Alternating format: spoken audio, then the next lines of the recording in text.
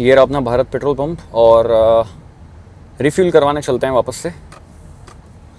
एक तो ये जर्मन कार चलाने के बाद में ऐसी आदत पड़ जाती है ना। करंट ट्रिप तो अभी ठीक है, सिंस रिफ्यूलिंग क्यों नहीं बता रहा है ये। ओके तो 319 किलोमीटर है। ओके सारे भाई लोगों ने इधर बुला लिया।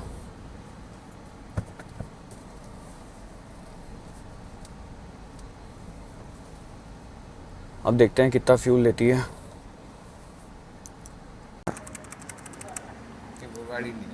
हाँ ये वो गाड़ी नहीं है, जीरो बढ़िया। 87 89 88 हो गया है। गाड़ी लग रही है।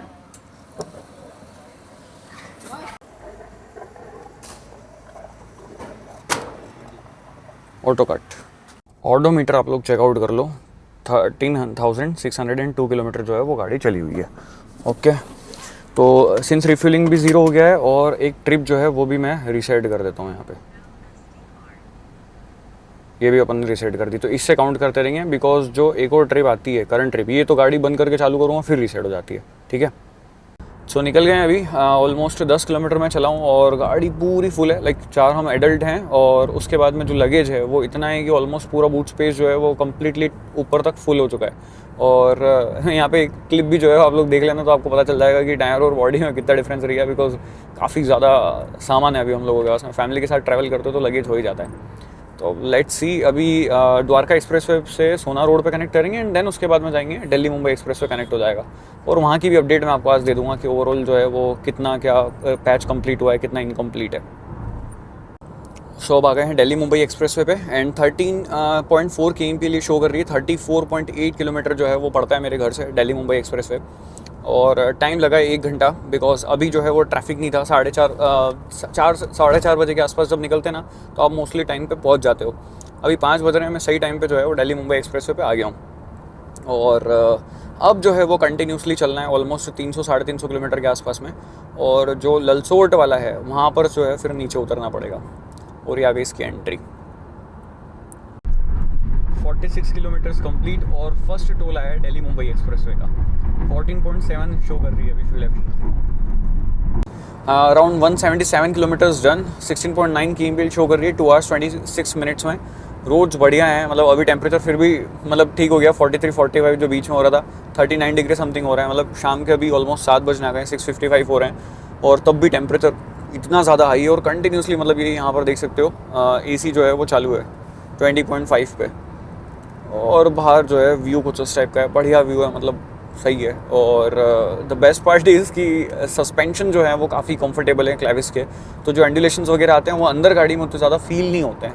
तो बहुत ही मतलब ऐसे रिलैक्स राइड क्वालिटी जो है वो आपको मिल जाती है। तो अगर आप फैमिली वगैरह के साथ ट्रिप प्लान करते रहते हो या जाने आने का आपका काम पड़ता रहता है और कंफर्टेबल 7 सीटर चाहिए तो डेफिनेटली सस्पेंशन वाइज जो है वो क्लेविस काफ़ी सही फील होती है। मतलब लॉन्ग ट्रिप पर अगर आप जा रहे कर रहे हो ना तो आराम से यहाँ पर इसके अंदर बैठ के जाया जा सकता है। सॉफ्टर साइड में ही है सस्पेंशन, और ऐसा भी नहीं है कि मतलब सॉफ्ट होने के चक्कर में वो बहुत ज़्यादा बॉडी रोल वगैरह शो करते हैं। वेल बैलेंस जो है सस्पेंशन इसके मेरे को लगे हैं अभी तक। So finally 300 kilometres complete 3 hours 31 minutes में और 17 kmpl जो है वो कार शो कर रही है। और बाकी सबसे बेस्ट पार्ट ये है कि लाइक यहाँ पर अभी इसके अंदर जो भी लाइट्स वगैरह हैं वो इल्यूमिनेशन वगैरह अच्छा है। स्क्रीन पे ब्लू लाइट फिल्टर जो है वो भी आप ऑन कर सकते हो, ब्लू लाइट थीम जो है वो ऑन कर सकते हो। इसकी थीम जो है वो आप चेंज कर सकते हो। तो रात में मतलब जो ओवरऑल मतलब लाइक एम्बियंस जो है वो गाड़ी में एकदम सटल स्मूथ रहता है। मतलब अगर किसी को सोना है पीछे वो सो सकता है आराम से। ऐसे ड्राइवर की भी आंखों में कहीं पे कोई चीज़ वगैरह ऐसी नहीं आती है, कहीं से कोई ऐसा इल्यूमिनेशन नहीं आता है कि वो बहुत ज़्यादा आंखों को में चुभे। और सब चीज़ की लाइट जो है वो आप डिम कर सकते हो। अंदर मल्टीपल सेटिंग्स जो हैं वो लाइट की ब्राइटनेस को कम ज़्यादा करने की आपको मिल जाती है। और हेडलैम्प्स की अगर बात करें तो यहाँ पर हेडलैम्प्स के थ्रोज जो है वो देख सकते हो, मतलब डिसेंट हेडलैम्प है। अभी ये रोड अच्छा है तो दैट्स व्हाई मैं अराउंड 118 पे क्रूज़ कंट्रोल लगा के जो है वो क्रूज़ कर पा रहा हूँ। बट द थिंग इज़ कि इसमें लाइक सेपरेट फॉग लैम्प वगैरह आपको नहीं मिलते हैं। 3 यूनिट आपको रिफ्लेक्टर बेस्ड जो है वो लाइट मिलती है। अब होता ये है कि अगर कई बार ऐसा होता है कि जैसे आप अपहिल जा रहे हो या नीचे से जा रहे हो ना डाउन हिल, तो कई बार ऐसा लगता है कि और ज़्यादा लाइट के थ्रोज होने चाहिए। अभी जैसे सामने जो है वो उस तरफ से लाइट आ रही है तो मैं आप लाइक ऑफकोर्स ऑटोमेटिकली कैसे शिफ्ट नहीं करूँगा कि मैं हाई बीम कर लिया या लो बीम कर लिया, मैनुअली जो है ऑफकोर्स करना है। तो एंड सामने से अगर कोई लाइट आ रही है तो आप इसको जो है वो मैनुअली डाउन कर सकते हो, अदरवाइज़ अगर आपको ऑफ करना है तो आप कर लो। बट द थिंग इज़ कि लो बीम पे ही चलाओ। बट लो बीम थोड़ी सी और दूर तक जो है वो जानी चाहिए थी, वैसा मेरे को जो है वो फील हो रहा है। बट हाँ, अगर आप 100 के आसपास चलाते हो तो सफिशिएंट लाइट के थ्रोज जो है वो आपको इससे मिल जाते हैं। बाकी डीपर अच्छा है, मतलब दूर तक जाता है, और मतलब ऐसे बड़ी बड़ी गाड़ियों को भी पता चल जाता है ऊपर ग्लास में कि हाँ पीछे से कोई गाड़ी आ रही है, डीपर दे रही है। तो डीपर जो है वो हाई बीम जो है उसके थ्रोज काफ़ी बढ़िया आपको इसके अंदर मिलते हैं। तो अभी तक तो ये पूरा ओवरऑल एक्सपीरियंस है 300 किलोमीटर का। बाकी धीरे धीरे आगे कंटिन्यू करते हैं। टैंक पे जो है वो एक जो बार है फ्यूल का वो ख़त्म हो गया है। बाकी तो हैज़न सच जो है वो 17 kmpl बढ़ी माइलेज है। बट द थिंग इज़ कि हम लोग ट्रिपल डिजिट कंटिन्यूसली कर रहे हैं, 4 एडल्ट हैं और लगेज पूरा फुल है। अगर ये सिनेरियो चेंज कर दें कि जैसे अगर एक ही बंदा है और लगेज वगैरह उतना नहीं है, तो शायद ये 18.5 के आसपास जो है वो फ्यूल एफिशिएंसी दे देती। तो उसका भी जो है वो एक्सपीरियंस होने वाला है। मैं एक सोलो ट्रिप भी इससे प्लान कर रहा हूँ, तो उसमें जो है वो क्या डिफरेंस आता है वो भी मैं आपको बता दूंगा। बाकी फ़िलहाल जो है वो ये सीन चल रहा है, और 2500 RPM पे जो है वो रैव कर रहा होता है इसका इंजन, अराउंड 120 की स्पीड के आसपास में। तो RPM भी थोड़ा सा ऊपर लगते हैं, बिकॉज 6 स्पीड का गियर बॉक्स है, तो थोड़े से शायद RPM नीचे होते तो और बेटर जो है फ्यूल एफिशिएंसी मिल सकती थी। अब दिल्ली मुंबई एक्सप्रेसवे से 321 किलोमीटर के बाद में जो है वो टर्न लिया है टोंक के लिए, और आगे जो है वो रास्ता बंद था। अब इधर से ही जो है वो जाना पड़ेगा, और उसके बाद में 367 किलोमीटर जो है वो और अभी करना है अपने को बाकी है। विंडस्क्रीन पूरी गंदी हो गई मच्छर की वजह से, वो ये साफ़ हो नहीं रही, तो अब ऐसे ही मैनेज करना पड़ेगा इस बार तो मेरे को। तो अभी 313 किलोमीटर बचे हैं, 374 किलोमीटर आ चुके हैं, 4 hour 48 minute और 17.1 kmpl शो कर रहा है। आगे पूरी लाइन लग रही है कंटिन्यूसली। एक तो पता नहीं समझ में नहीं आ रहा लोग क्यों बीच बीच में आगे से खड़े हो जाते हैं, लाइन में लग जाओ ना पीछे। तो बस ये सीन है। और अभी लाइक ये ट्रैफिक फर्स्ट टाइम ऐसा मिला है, बाकी तो कंटिन्यूसली रोड जो है वो चल ही रहा था। लेट्स सी देखते हैं कितनी देर मिलता है ये ट्रैफिक, और फिर कब वापस अपने को NH 48 मिलता है, नहीं क्या वो NE4, हाँ, और कितनी देर बाद में अपने को वापस से दिल्ली मुंबई एक्सप्रेस में मिल जाता है NE4।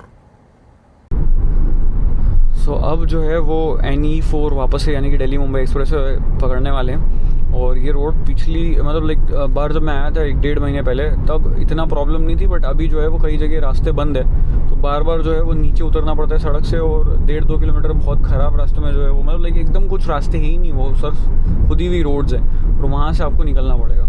अगर सेडान है तो वो नीचे से टच होने के पूरे चांसेस हैं, वो तो बहुत ध्यान से निकालनी पड़ेगी। बट द थिंग इज़ कि मेरी ये जो क्लैविस है इसमें 195 mm का ग्राउंड क्लियरेंस है, तो कोई परेशानी जो है वो आई नहीं, और गाड़ी जो है वो बहुत आराम से निकल गई। 400 kilometres done, 5 hour 18 minutes, 17 kmpl। Music system के ऊपर थोड़ी सी बात कर लेते हैं, बिकॉज लॉन्ग ड्राइव पे आप जाओगे तो ऑफ कोर्स म्यूज़िक सिस्टम तो अच्छा चाहिए ही चाहिए। और यहाँ पे म्यूज़िक सिस्टम जो है वो आपको डिसेंट मिलता है, मतलब अगर ब्लूटूथ से कनेक्ट करोगे ना तो वाइब नहीं आएगी उतनी अच्छी, बट अगर आप Apple CarPlay Android auto connect कर लेते हो, लेकिन यहाँ पर जैसे मैंने वायर्ड कनेक्शन कर रखा है बिकॉज वायरलेस इसमें नहीं आता है, बट टाइप A लगा के फिर जो है वो आपको फ़ोन से आपके कनेक्ट करना पड़ेगा। फिर उसके बाद में म्यूज़िक जो है वो सिस्टम बढ़िया मतलब डिसेंट लाउडनेस वगैरह आपको दे देता है, बढ़िया बेस जो है वो आपको मिल जाता है, और आराम से आप मतलब अगर फैमिली के साथ ट्रैवल कर रहे हो तो जिस हिसाब से म्यूज़िक चाहिए रहता है उतने म्यूज़िक में जो है वो आप एंजॉय कर सकते हो, ट्रैवल कर सकते हो। और बाकी तो सीट जो है वो कंफर्टेबल हैं, कोई परेशानी ऐसा सच नहीं है। बट द थिंग इज़ कि ये HTX वेरिएंट है मैनुअल गियरबॉक्स के साथ में, इसमें वेंटिलेटेड फंक्शन जो है वो नहीं आता है। तो बात ये है कि यार इसमें भी लाइक जो मैनुअल का टॉप है उसमें भी वेंटिलेशन फंक्शन तो होना चाहिए, क्योंकि ऑलमोस्ट 22 लाख रुपए के आसपास आप पे करते हो ऑन रोड इस गाड़ी के लिए।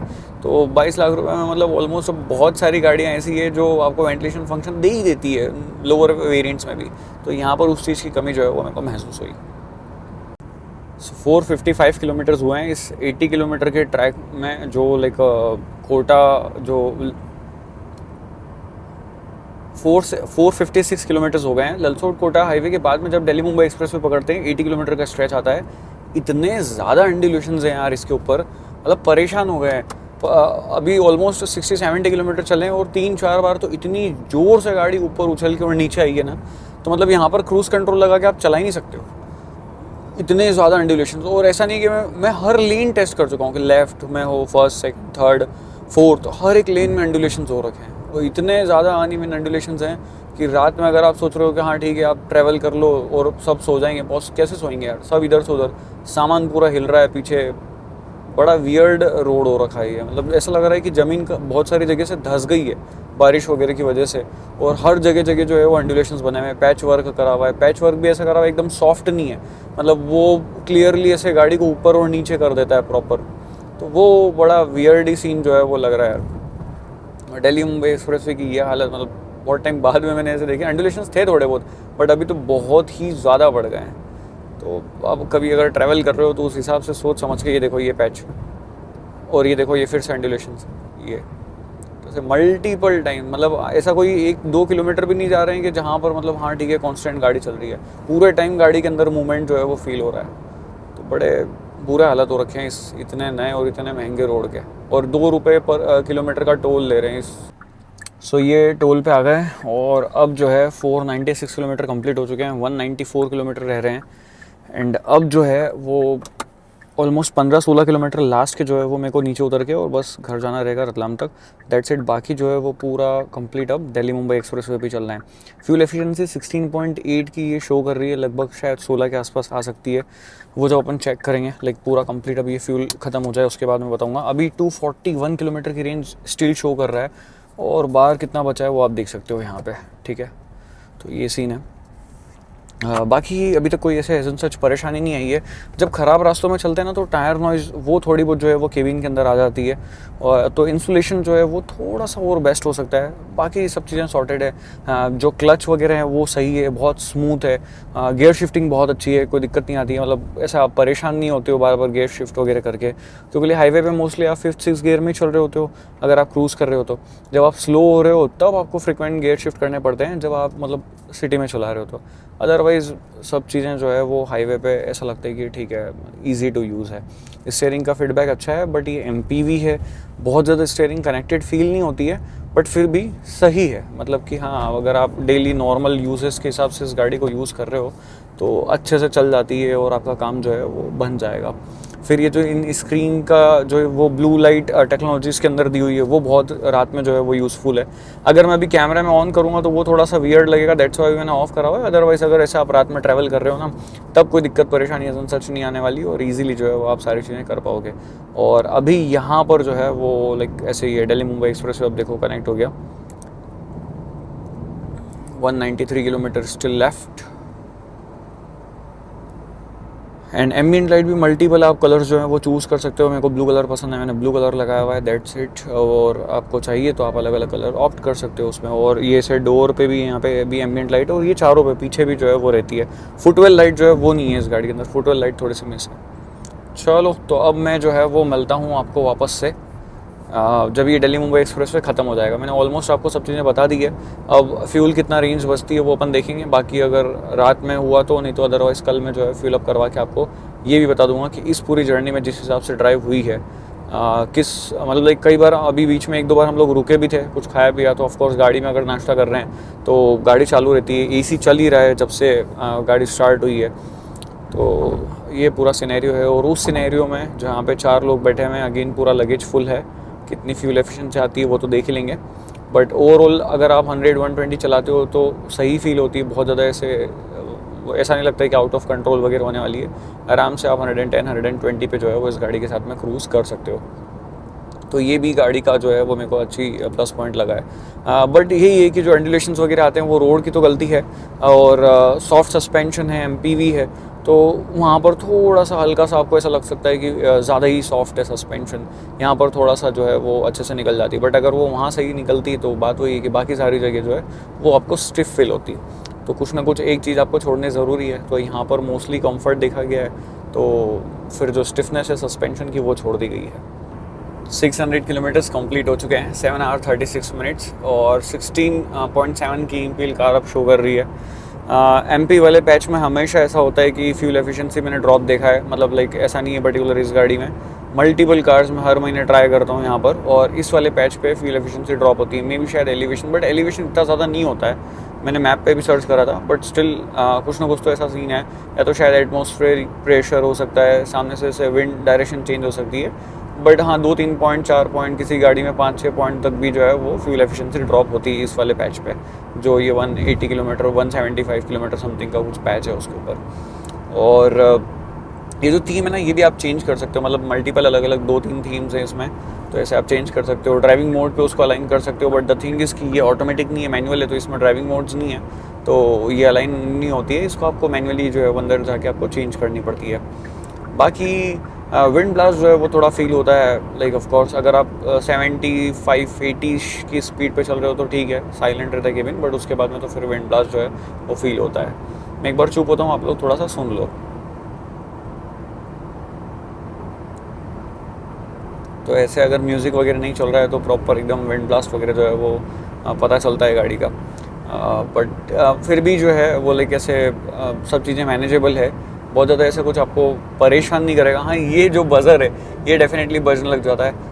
120 की स्पीड पे हम लोग अराउंड 120 की स्पीड से नीचे जो है वो क्रूज़ कर रहे हैं 119, 118, 120 वो सीन है। और कई बार होता है कि मैं क्रूज़ कंट्रोल लगा लेता हूँ, बट फिर मेरे को 10-15 मिनट में लगने लग जाता है कि यार खुद ही मैनुअली चला लेता हूँ मैं, और फिर मैं मैनुअल चलाने लग जाता हूँ अपने आप से। तो मैनुअल कार को तो मैनुअल चलाने का ही मज़ा है, क्रूज़ कंट्रोल में मज़ा आता नहीं है, वो सीन है।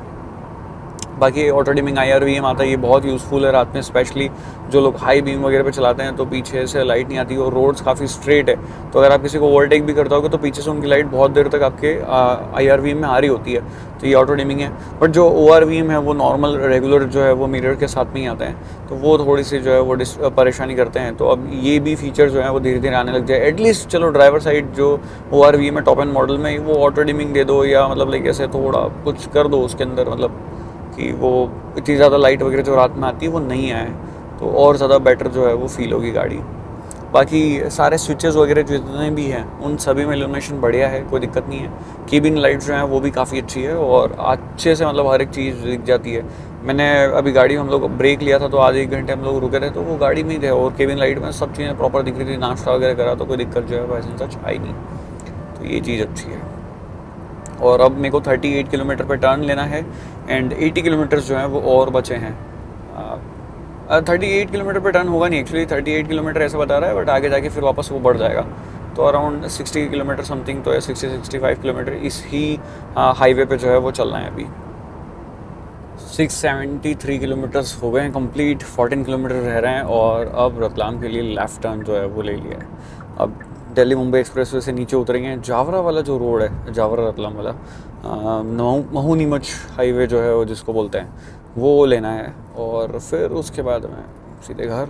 कल करवाएंगे फ्यूल अप। 44 किलोमीटर की रेंज बची है, एक बार ये 14 किलोमीटर भी कंप्लीट कर देता हूँ, फिर मैं आपको एक लास्ट अपडेट दे देता हूँ। और आज का ये सामने जो टोल है ये अपना लास्ट टोल है, जिसकी हमेशा से एक लेफ़्ट वाली लेन ही चालू रहती है। 3-4 साल से मैं यूज़ कर रहा हूँ जब से ये रोड बना है, मतलब अनऑफिशियली भी जब ओपन था तब भी यही सीन था इसका। सो 690 किलोमीटर्स डन। अभी ये नेक्स्ट डे है, अगेन नाइट में मैं निकला हूँ फ्यूल अप करवाने के लिए। 22 किलोमीटर की रेंज है और देखते हैं कि ये जो 700 किलोमीटर में कितना क्लैविस डीजल मैनुअल ने फ्यूल लिया है, क्या लगता है, गैस करो अभी। 696.9 किलोमीटर हुआ है, 8 आवर 54 मिनट, 16.7 की इम्पील शो कर रही है एंड अब फ्यूल अप करवाते हैं। Range is just 14 kilometre left.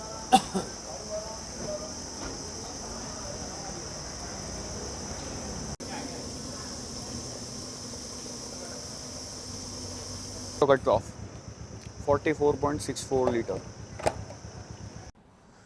तो अभी फ्यूल अप करवा दिया है पूरा ऊपर तक, 745 किलोमीटर की रेंज बता रहा है और फ्यूल लिया है इसने 44.64, ये आप लोग देख सकते हो।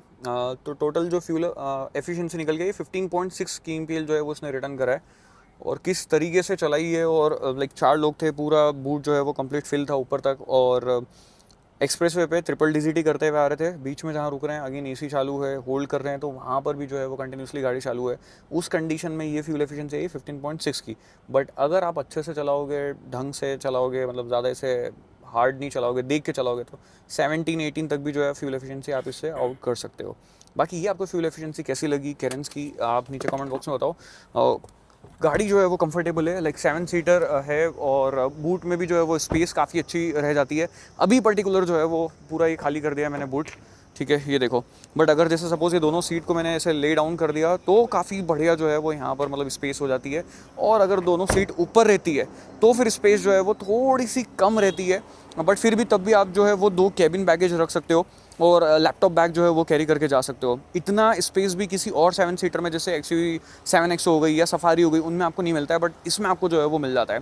तो प्रैक्टिकल काफ़ी है, कंफर्टेबल है, फैमिली कार है, MPV है, इंजन अच्छा है, स्मूथ है, रिफाइन है और जो बस ये टॉप मॉडल है ना मैनुअल, इसके अंदर कुछ फीचर्स की कमी है। तो ये फीचर्स अगर जैसे वेंटिलेशन फंक्शन, ये मेरे को एक ऐसी चीज़ लगी, और एक wireless Android auto Apple CarPlay, ये दो चीज़ अगर हो जाए ना तो इस गाड़ी में मेरे को और कोई एजन सच मतलब कमी नहीं लगी कि और कुछ होना चाहिए। कमियाँ तो मैं और बहुत सारे निकाल सकता हूँ, बट द थिंग इज़ जिस प्राइस पॉइंट पे आ रही है, जितनी प्रैक्टिकल ये गाड़ी है, फ्यूल एफिशिएंसी वगैरह दे रही है, रिलायबल है, और क्या बोलते हैं, रीसेल वैल्यू जो है वो भी काफ़ी अच्छी है इस गाड़ी की। तो उस हिसाब से मेरे को ये सही ओवरऑल लगी। बाकी आपको अगर वीडियो पसंद आई है, लाइक शेयर सब्सक्राइब हो सकता है। मिलता है नेक्स्ट वीडियो में। Until then guys, please drive safe, ride safe.